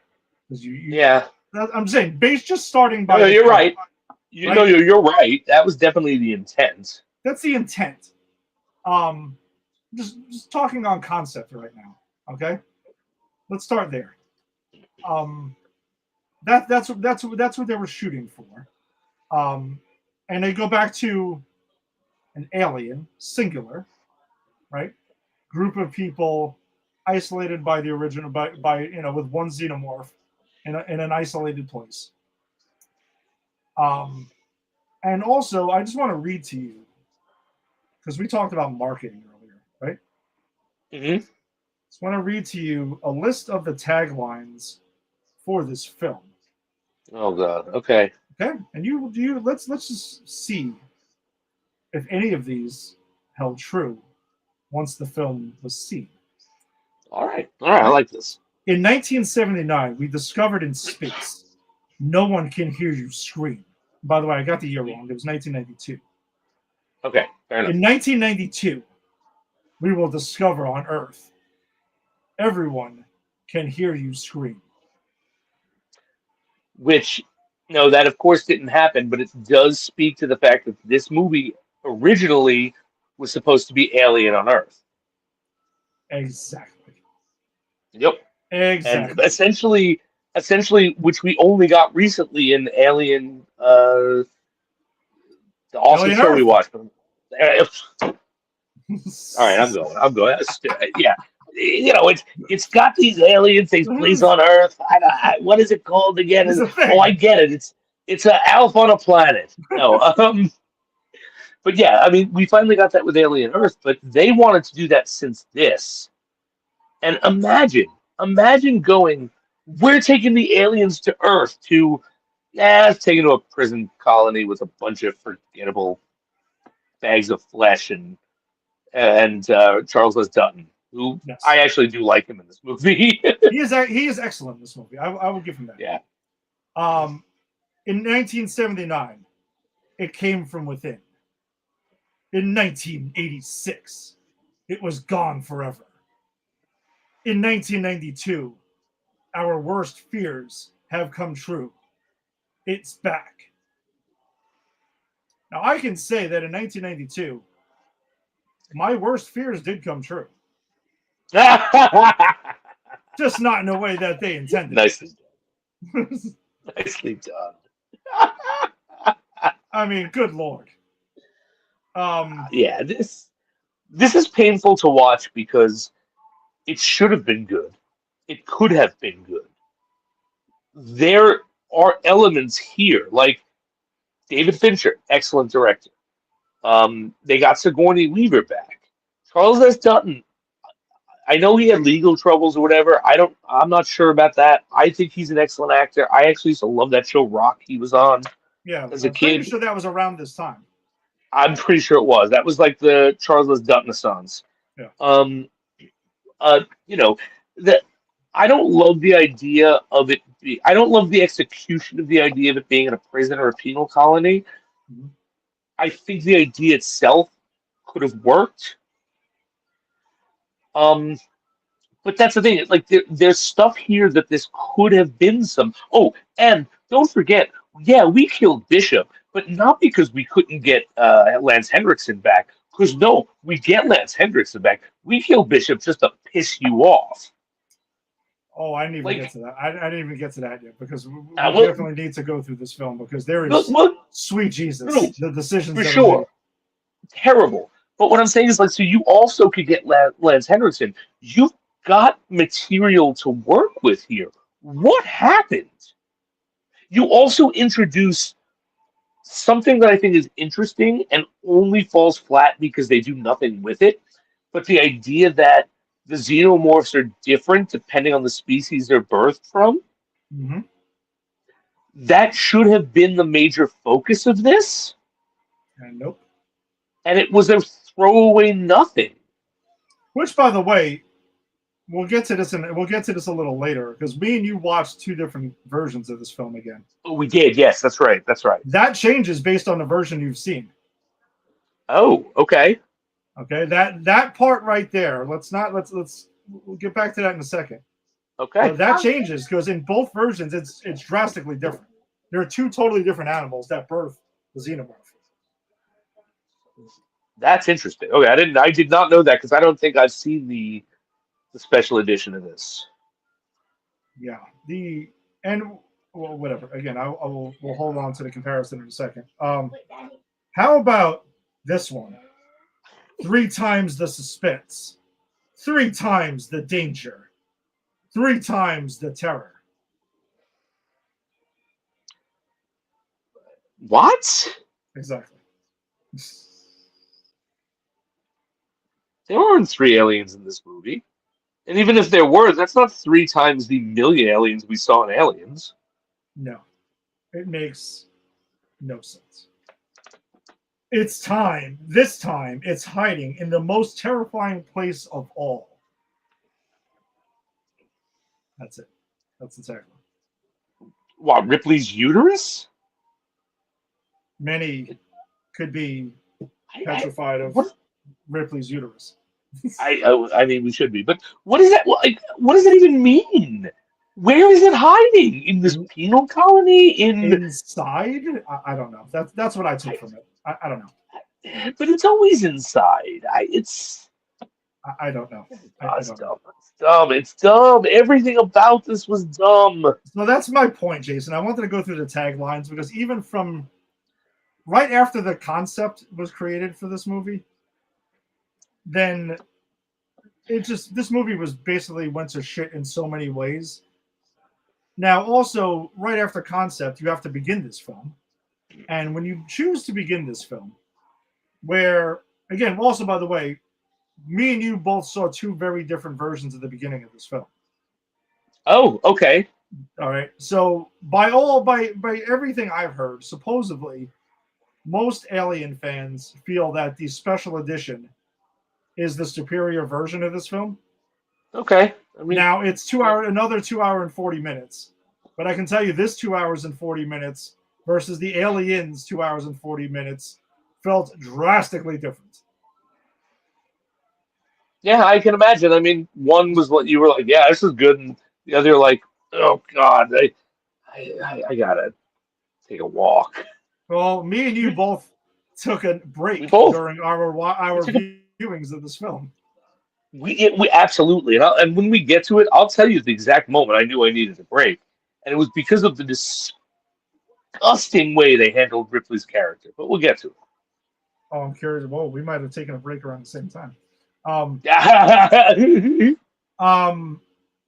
So for those who haven't seen this, they make the choice to basically kill Hicks and Newt and most of Bishop off screen in a crash landing, because Ripley crash lands on this basically this random prison planet that Weyland-Yutani has, and it was a way to write them out. But yet, for the first almost hour of runtime of this film, we're dealing with that decision that happened off screen. It was like, yeah, it's like poop or get off the pot here. Like you can't say we're gonna kill these characters that you loved, because I did love Newt, the last one. I did love Hicks. Bishop is my favorite. Like outside of Ripley, because Ripley is the best. But outside of Ripley, Bishop's my second favorite character in all the Alien franchise. And you kill them unceremoniously, and then you're right. You spend an hour working with it. Like, I forgot how much of the plot in the beginning of this movie, because it's like watching two different movies. It's like Alien 3 is at the last hour, but the beginning is whatever happened to Baby Newt, because it's like, we got to go. We got to exhume the body. We got to open the body. We got to make sure there's not something there. What's there? I don't know. I won't tell you. You trust me? You can trust me, but sleep together. What are we going to do? Wait, what happened to Hicks? Let me go. I got to hook up Bishop. Bishop, what are you doing? This is what happened. Kill me, Ripley. Okay, it's fine. That's the first hour. It's like, what? Why dedicate the first hour of your movie to three characters we loved and you killed off screen? Why? It kind of, in a weird way, it's sort of somewhat reminded me, but this was the shitty way to do it. I don't know. How familiar are you with the Karate Kid movies? The first two, very familiar, not so much after that. All right, that's fine. You don't need to, again, for the film franchise, whatever. But the beginning of the second movie literally is a recap of the first movie.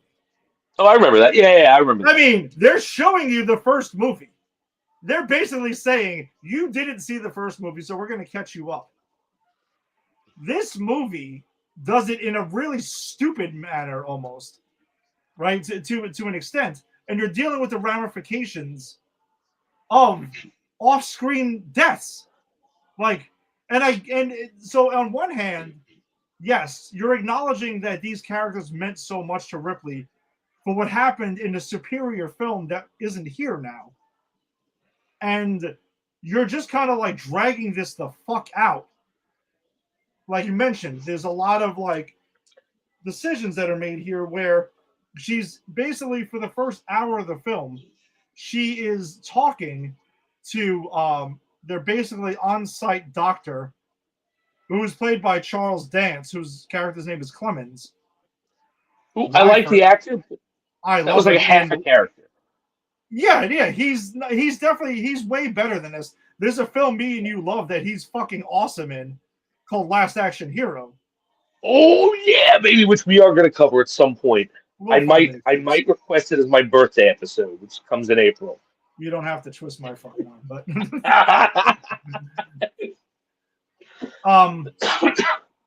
which also came out around the same time, because Last Action Hero was around this too. That's right. And then, but see, that movie is a brilliant, misunderstood movie that was way ahead of its time. Yes. This is garbage. Yeah, it is. All right. So, while there's the how did Newt die? How did she die? We know Ripley is like, hey, I just want to know if a fucking xenomorph burst through her chest, because I suspect a xenomorph survived on our ship, right? Because that's basically what happened here. We see in the opening scene, in the opening credits, that a xenomorph, a facehugger, wraps itself around somebody. Yeah. And, kind of causes the ship to crash land on this planet. Now, we don't know who that is. We think that it's Newt. Later to discover.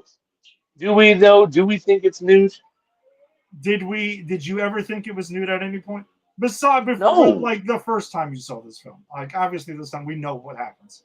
Yeah, no, I never did. I I actually thought this. I forget this exists because I think it's so boring, and I think the misdirection is like. I think I was more upset that they killed those characters that I was invested in who was the facehugger. So maybe it's not that I never suspected Newt; it's I never cared because I wanted these characters back. Even if you killed them off in a ceremonious way in the first half an hour. Yeah, but you did, right? Because you needed to isolate Ripley, I guess, for this story to happen, and I guess that's what they're. It's stupid. It's a dumb decision, but I guess Yeah. that was their thinking. That was the thought process here. I mean, I guess so, but it could have been done in such a better way that, picture this: they land, they crash land on the planet, they're all alive, right? Yeah. They get to the penal colony. Instead of everyone being saintly rapists, which is what everyone in there is, right? Like, we all follow God and love God, but we rape at will.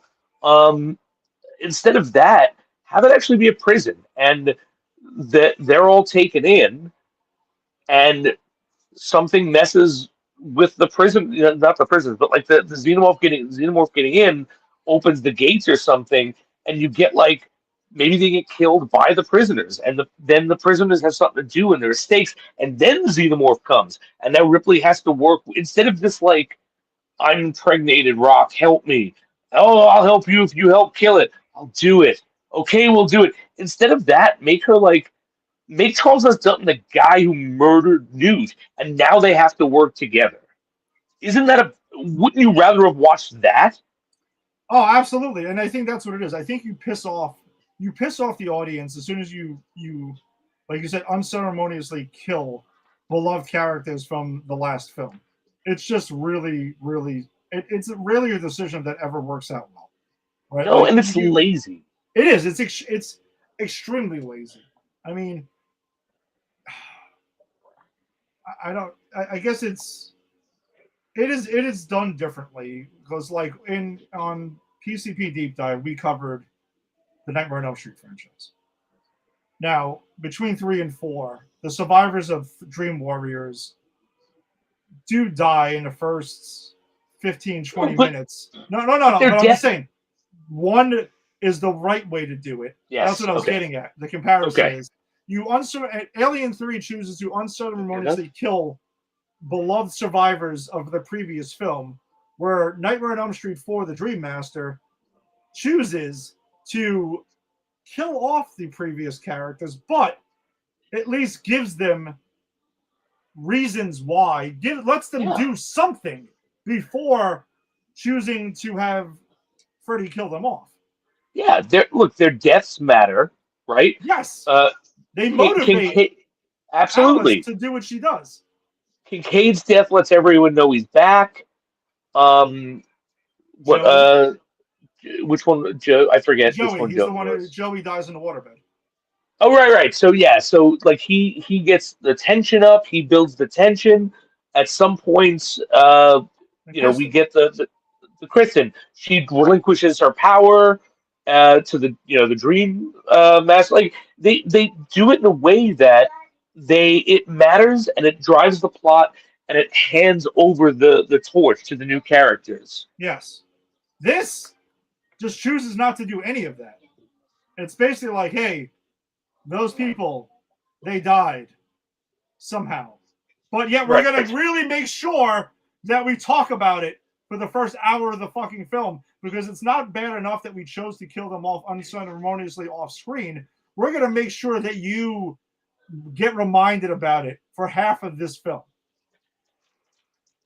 Yeah, that's the worst part. It's really bad decision. You're gonna piss us off, and then center the first half. The first half pissing us off, and remind us why we're pissed off. It's like, did they want us to like this movie or not? Was this like a scam for like the producers? Like, was it a tax scam? I don't know. I really don't know. So, what point did you need to take a break? All right. So the point I needed to take a break was. I feel like let me we're at that point of the film where you took a break and I took a break. Yeah. So I just need to walk out of the room because I don't want my son to hear the cursing that's about to happen. Oh, he's following me. All right, but as we go back inside, I'll filter myself. So the part I took a break at was when she copulates with the doctor, Yes. and I it's not that I mind sex in my movies. I don't, right? But this was the misuse and misunderstanding of Ripley's character. Let's look at it through the lens of the first two, right? In the first Alien, there is no feminization. That could have been a male character. It didn't matter. She's one of the crew. Yep. Gender is irrelevant, right? In the second one, her femininity only comes into play as in a juxtaposition to the mother, the queen, right? Yeah. She finds out she was a mother. There's the queen. This is a great way to tie in the theme of maternity in this warped sci-fi way, right? Yeah, and then so along we the agreed way, that was the driving force behind Aliens. right, 100%. And so she, at the end of that movie, she becomes a mother by adopting Newt at the expense of killing the children of another mother. And we discussed this, right? Mhm. And then in this, it's we didn't get before. She wasn't knocking boots. She wasn't almost getting raped. We got to make her a woman who needs help and a good D down. And I hated that. So I think for me it was shortly after that because I was also just perplexed by that. Like again, I also don't give it. There's a part of me that doesn't give a shit that she randomly sleeps with Clemens. It's just the way. Number one, the way it happens, and the way that it leads to absolutely nothing after that. Well, that's the point. It's like he dies 5 minutes after that. Yeah, because it's like, hey, guess what? All right, so I see, because there was some flirting with her and Hicks and Aliens. Like I did get a little bit of it, a little bit of some sort of a sexual tension between the two of them, right? A little bit, Which is fine. Yeah, that's fine. which is fine. But this, and even if there was a romance there, it's fine because it was earned. yeah, exactly, right. But this one, it's just kind of like, hey, she's up. It's like, hey, you had nobody here because he's explaining to her. Most of these people, like they're probably dangerous around them because you're gonna tempt them and give them thoughts, and because they're alone at this point, and they're like, well, she's like, well, you haven't seen a woman in a long time either, right? Oh, okay, cool. I haven't gotten any in a while either. Boom, they wake up, obviously alluding that because there's no like actual sex scene in this, and they allude. Obviously, they make it very clear they slept together, yada yada. Because they're waking up the next afterwards, or they're getting out of the bed afterwards, or whatever. And there's a quick discussion about it, very quick, and then, he dies 5 minutes later. So, what, like narrative story-wise, what was the point of this? I'm going to discuss that. It was just really random. It was really random. I'm going to discuss that in a second, but I do need to ask you a clarifying question first, and that question is, Ed. Were they sleeping together? Were they getting it on? Whoa! Yeah! Couldn't let that one go. No! No, but that's my problem is there is no point. I don't mind that they want to add sexuality to her character. That's fine with me. But like again, the first one it's a very conscious choice to desexualize her. In the second, it's a very conscious choice to focus on one aspect of her femininity and have that mirrored in your aliens, right? To draw this thematic connection between us and them, to, pose the question, like, are we the good guys or not? Like, because all this mother's trying to do is protect her brood, just like all Ripley's trying to do is protect her adopted daughter. There's purpose to it. This is just, I guess we haven't seen Ripley have sex yet. Like there's no consequence, there's no metaphor, there's nothing. And then the fact that she almost gets raped like more than once really bothers me because that is not what this franchise is. That's not what this. I'm sorry, you try to rape Ripley, you're winding up in a world of pain. This is a woman who could take care of herself. Let's think back to that first movie Mm-hmm. Yeah. No, and the second one. yeah. She definitely knows how to carry herself, especially at this point. Right? Like, Right. especially at this point. Like she clearly is a badass here. And again, like whatever it is, like it's just that I thought like if you're gonna choose to do that, there needs to be a reason that it pays off for something. You know what I mean? But now I also have other questions regarding this. So Ripley and Clemens, they do get it on. At that time, there's a xenomorph in Ripley. I mean, I have questions. and I know I also have questions too because there's a xenomorph in Ripley this whole movie. Yes, And Jason, because so- that's where it's going. Yes, When has a xenomorph? I mean, when has a xenomorph taken days to chest burst out of somebody? When did that happen? I don't know, and maybe because this is like the actor xenomorph, where it has to come out at the most dramatic moment because it literally waits until she throws herself into a vat of whatever she throws herself into before it comes out and goes, "Hello, my baby. Hello, my darling." You know. I stole that from Space. Nice faithful. Thank you. Yes, I was gonna make sure I referenced my. That was a quote from Space. I definitely do. I absolutely. I am quite familiar. No, just in case the audience. That's not the. I knew you knew. But like yeah, like every time we've seen a chest burster, it's like you're lucky if you got hours. Yeah. John Hurt is gone within like I'd say 6 hours. Yeah. If that. If that. And she's like up and around and getting it on and talking with Rock and making deals and paper and scissoring and having the coolest moment in the movie, which is the screen grab you got behind us. I think it's the only cool thing in the movie, personally. Well, that I will say though, and I chose this as our wallpaper for tonight. This is one of the iconic shots in the entire franchise, ironically. Agreed. Because it comes from what I strongly feel is the worst film in this franchise. And again, I will say Alien proper. I'm not. What AVP is a different. AVP is its own thing, but I will say out of the Alien proper franchise, right, and that includes Prometheus and Alien Covenant. This is the worst movie. All of them. I can't imagine my opinion on any of the following films is going to change. I mean, I've only at least not changed seen on that part. Yeah, I've only not seen one, and that's the one that you tell me is really good that I'm going to love. Alien Romulus. Yeah, and you're usually right about that. And so, with that in mind, I would agree with you. This. My question to you was going to be what's worse, this or The Predator?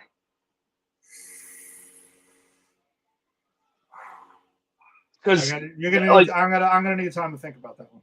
No, we don't have to answer that now. That's a question we should let's get back to that question when we rank all the Alien movies in a couple weeks. Fair enough. But that was the question I was thinking, and I don't have an answer myself yet. Because, but my whole point of bringing it up is this was that bad, where I watched this going, as I did with The Predator. Remember, I liked Predators mostly for the most part. Like I was soft on a lot of those movies, and why I hated The Predator was because it clearly misunderstood the franchise. And at least that was like a remake, a reboot of a remake of a sequel. This is the third in a trilogy. At the time. This should have, of a great trilogy, of two of the best movies. I would put both Alien and Aliens in my top 100 movies of all time. And I did, because I'm actually making that list for a friend of mine at work. We're putting a list like that together. And both of those movies absolutely in the top 100. And I'm not saying they're at the bottom. I don't know, but they're that good. And then there's this, which is like boring and full of poor choices, and literally like two movies shoehorned together. And you got to ask, like, what happened, and what's worse? That's the thing. So we'll discuss that again. We'll get back to that question. So yeah, this, and then like you had mentioned, it was, after that choice happens and Clemens gets knocked off, and then we see that, they know, well, the xenomorph is going around killing a few people. This dude gets pushed into a fan. This other person gets murdered. The head warden guy gets murdered. So the alien is taking people out. And yeah, her and Ripley goes ahead and teams up with Dylan, and they decide to, formulate this plan to take down the alien and stuff like that.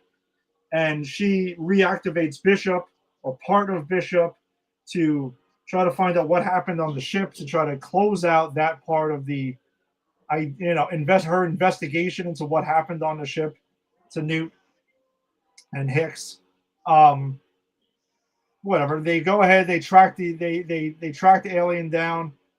They end up killing the alien, and then at the end of the movie, yeah, you can fast forward a little bit, and then we get, Weyland-Yutani is on their way throughout the whole thing. And they say it's going to take them about a week to get there. So this movie is supposed to take place. This movie takes place over the course of a week. You want water? Yeah. And for the entire week, Ripley's running around with a xenomorph in her fucking chest. Like you said, does not burst out until the ending because Weyland-Yutani shows up to claim it. And, the head guy who Bishop is based on, he shows up to gather. They want to get Ripley because they know that the alien is inside her. And they want to, again, Weyland-Yutani continues their shit about wanting to get a xenomorph being the perfect specimen. Yeah, he gives that whole speech again. She basically says, fuck off. And she throws herself into whatever bat of fucking fire and flame that is there. And she sacrifices herself and kills herself to kill the xenomorph that's bursting out of her chest. And that's that. Ripley's done. And then we get a little homage to signing off. This is Ripley, her kind of like log there from the original movie. And that's the end of it. Clearly, this was supposed to end the franchise. Right? Like this, it was supposed to end here. That was absolutely the intention. And I think had it been better, it might have until like now.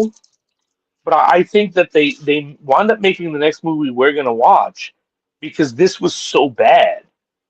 Like, I think they wanted fans and other people wanted this to end on a better note. And I think that's why they got Sigourney Weaver back in the next one. And it's not perfect. We wouldn't talk about it, but it's a hell of a lot better than this. Yeah, this movie is just, like you mentioned, it commits the worst crime possible. It's boring. Okay? It tries to be suspenseful thriller, but just there's a lot of nothing that happens in this movie. And I know there was a choice by Sigourney Weaver to not have guns in this movie for the most part and everything like that, right? Because there's a couple at the ending that Weyland-Yutani. Yeah, and I'm actually fine with that. Like, I wouldn't mind because this movie, this franchise has been a genre shifter, right? I wouldn't mind like a more, I don't want to say like a Home Alone thing because I don't mean comedic, but like them having no weapons, or like if you're gonna put them in a jail or in a prison and there are no weapons, then they should be like rigging traps and stuff. Like the tension should come from how are they going to impede this? How are they going to fight it without weapons? But like everything else in the movie, the fact that they don't have weapons really comes to nothing. Yeah, it basically was just like, you would think the concept was supposed to be, again, to make our characters have to think more and be more clever to fight the xenomorph, but not really. Like, it's not what happens. They have a bunch of fucking flares for the most part. And Yeah. they mention that this thing, like, is kind of scared of fire and stuff like that. And that's the only thing that, like, hurts it. But, like, that doesn't even really go too far with this either. Like, this movie is just a lot of concepts that don't really add up to anything at all. I agree. And I just looked it up. It shares an ending with the huge similarities to an ending with another final movie at the time, and I think still, of a beloved sci-fi horror franchise.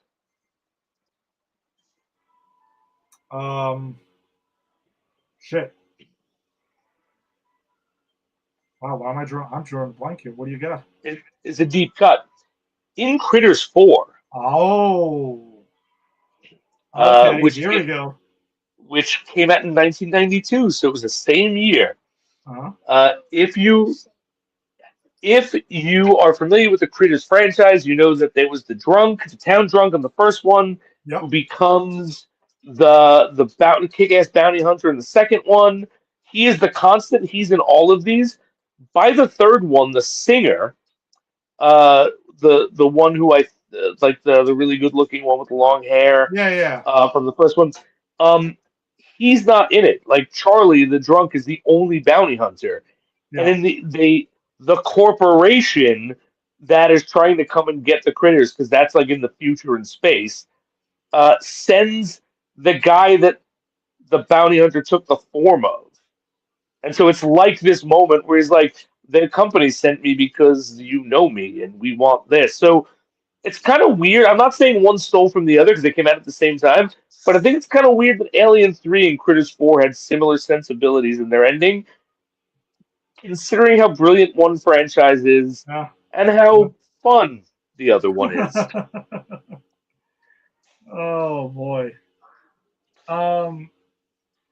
Yeah, I'm trying to get something also because I wanted to break down that. Yeah, I don't know. This movie just really fails on every single level. Like, you can't end the franchise like this, and you're right. Like, that's why Alien Resurrection exists. Simply because this one just did not end it the right way, and we know that it doesn't end. After that, Ridley Scott comes back. He does Prometheus. He does Alien Covenant. He has ideas, and then we get Alien Romulus is where it's at, and that's been the one that's kind of resurrected this franchise. Currently, at least on the big screen. Let's see. Whoever Lacey cut him its scenes, for example, the face hugger was wrong.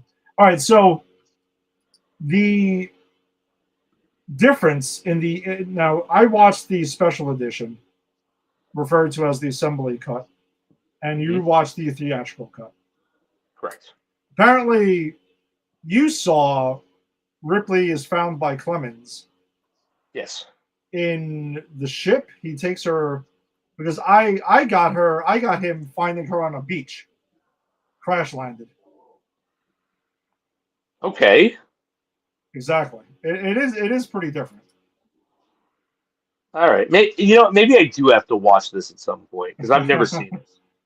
I don't want to, but I might have to. You also got the xenomorph being born from a dog. I did. I got the xenomorph born from an ox. There was an ox in your version? There's an ox in my version. No dog. There's no dog in your version? There's just an ox? It's an ox. Where does the ox come from? God only knows. But there's an ox. Well, I'm confused. Oh, you should be. Let's see what else here. I have an article right here, but which refused any part of it. Yeah, so basically, also, by the way, David Fincher had nothing to do with this assembly cut because he refused to have anything to do with it because ever since this movie was made, he has divorced himself from this film on every single level. Because he's a smart man who knows that this is not his work. There's an extra 37 minutes included in my version versus what you saw. Okay, what are they productive 37 minutes? Let's see, blah, blah, blah. So basically, the version is which has the cast come back to over. They basically had the cast come back to overdub some inaudible dialogue. Man. The same movie. It seems to be again. This is another article saying that the version I saw was much better, but it's still not good. I can assure you that. It basically gives the movie more breathing room. One of the big complaints, rightfully so, when Alien 3 first came out was the planet where Ripley met the prisoners and encountered the alien felt underdeveloped and small, barely more of the refineries. There seems to be more of a tension built up to when the xenomorph basically arrives. Okay. All right. So I mean, it seems like an improvement, but not something that's going to fix the movie.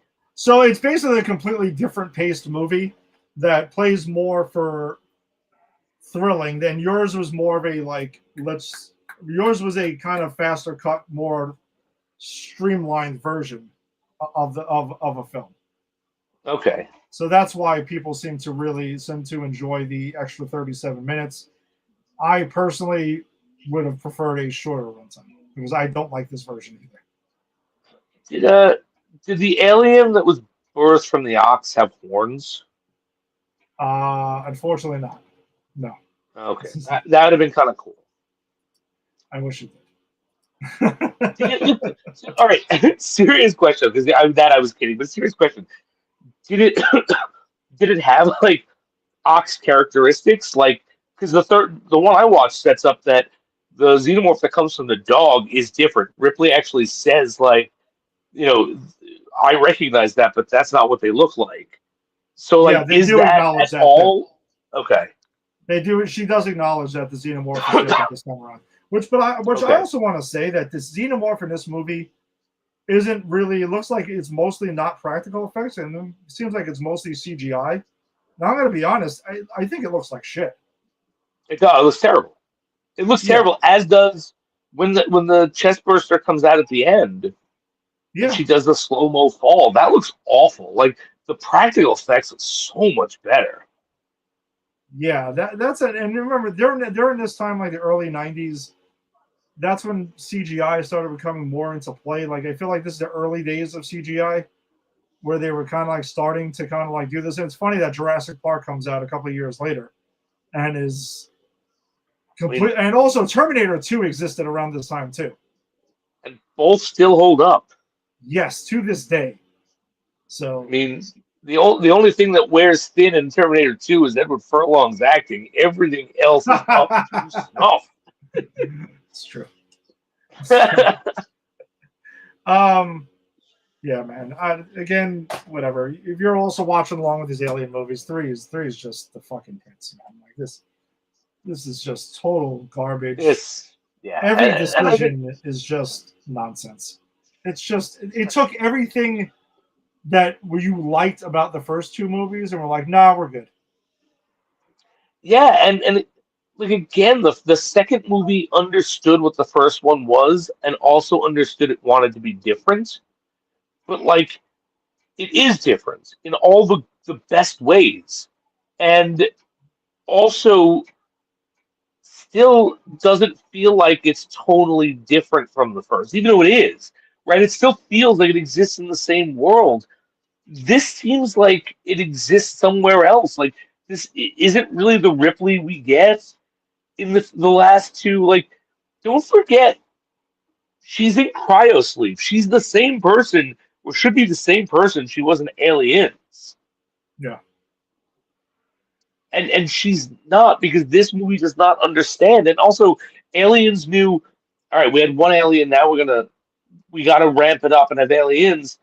And all right, you can completely go back to one alien picking off a bunch of human beings. That's fine, but you still got to find a way to elevate it. And another thing too is that you mentioned that you touched on it earlier. The cast of characters we get in this movie outside of, I would say outside of Dylan, they don't matter. They're, like you said, they're basically flesh bags to scream and run around and be picked off by the xenomorph, and that's basically it. There's zero character development with any of them. Besides, we know that they haven't seen a woman in a while. They're rapists, like you said. They're religious, and that's basically it. That's all we know about these people. Yeah, no, absolutely, and that goes to what we were saying in Predator, the Predator run too, right? Like Predator, solid cast of characters, and yeah, some of them might have been caricatures, tropes, whatever, but they felt real because they had relationships. Mm-hmm. Same deal in Alien, right? You look back and you had the power dynamic, you had the Harry Dean Stanton and Yaphet Kotto, and they're like best buds, and like they felt real. They were characters.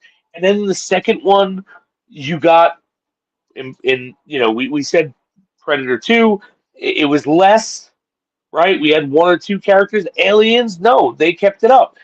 Every one of the Marines mattered. They had pathos. They had Hudson, purpose. you had Hicks, you had Right. Vasquez. You had these Apone. You had characters that had different personalities, so and you got to care about them. And they worked because they cared about each other. Exactly. There was genuinely something. These guys, again, they're just there. And that's also where this movie, like, it doesn't matter. The only two people whose death got anything from me was, of course, Ripley, but I think that's stupid. But of course, like, she's, it's Ripley, and the guy that Charles Sutton played, and that was because I liked the actor. Honestly, I thought his death was kind of pointless. Yeah, I could agree with that. Because it slows the alien down, but it doesn't the xenomorph down. It doesn't stop it. So, like, sacrifice wasn't really for much. So, everyone else, I couldn't even tell you who died outside of those two and the doctor. Yeah, the doctor, the guy who gets thrown into the fan. Oh yeah, that guy. The warden, whatever. It's basically but they're not characters. They're flesh bags. Yeah. But yeah, so I don't know. But there are two glaring plot points to this movie that are just baffling and make absolutely no fucking sense. It is, number one, how this movie happens is they blew up the, was it LV-29 or whatever, right? Mm-hmm. They blew up the alien homeworld at the end of the last one, killing the queen, killing basically everything. So how did one facehugger end up on the ship? There were no eggs, there were no nothing. They're just like, hey, so a facehugger was randomly on the ship. It was very Emperor Palpatine returns somehow. Like, just right, yeah. The facehugger is there. Somehow. And yeah, it's stupid. Why does this facehugger get to Ripley while she's in cryo sleep and last a week? When you've clearly stated that it doesn't take that long in the previous two films. Right. They both happen simply because movie has to happen. So, yeah, exactly. Yeah, it's like, you're right. It's why is this happening? Plot reasons. Plot. Why plot? Right. But you're right. But it doesn't. There's no logical sense to it.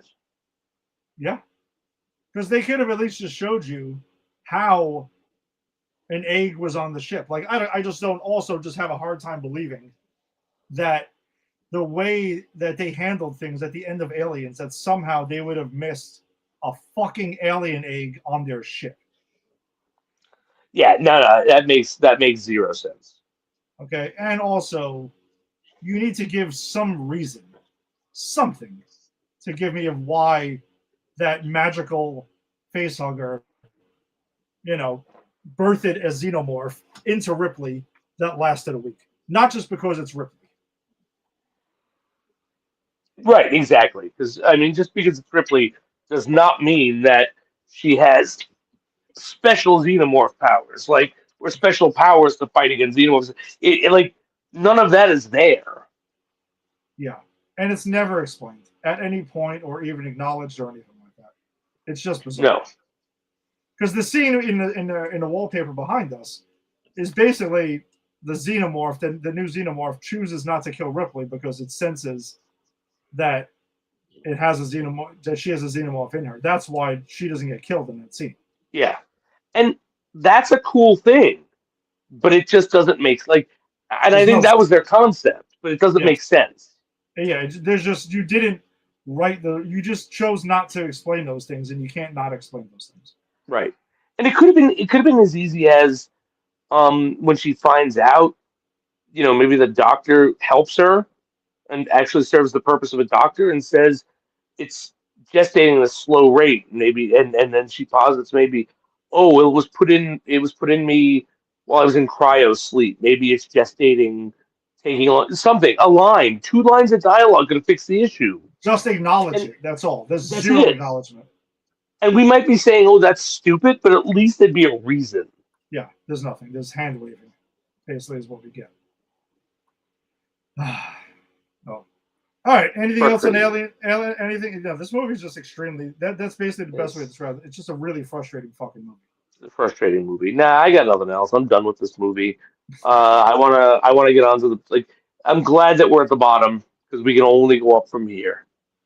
Yeah, and again, from what I recall, that's kind of how I felt about Alien Resurrection.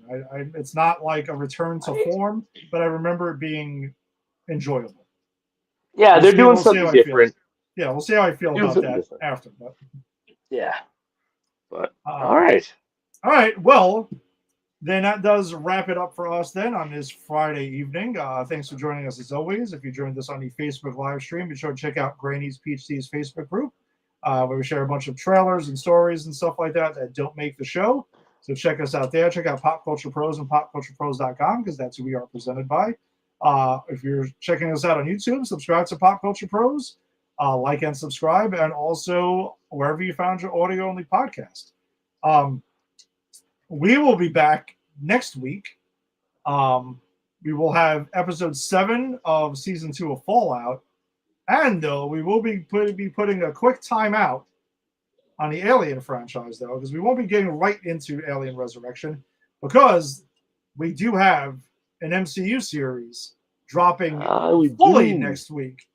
In Wonder Man. Oh, it's dropping fully. That's why, it's going to be tough for us to kind of do however many episodes and the movie and that because those days, that's a bit. We can't do 3-hour shows anymore. No, we don't want to. So, so join us next week. We'll be talking Wonder Man and Fallout. Then we will resume back with Alien Resurrection in about 2 weeks or so. So if you're on the East Coast or most of the country, bundle up, hunker down because we got some snow coming and it's going to be freezing. So time to watch some good stuff. Stay safe out there and we'll see you next week. Peace.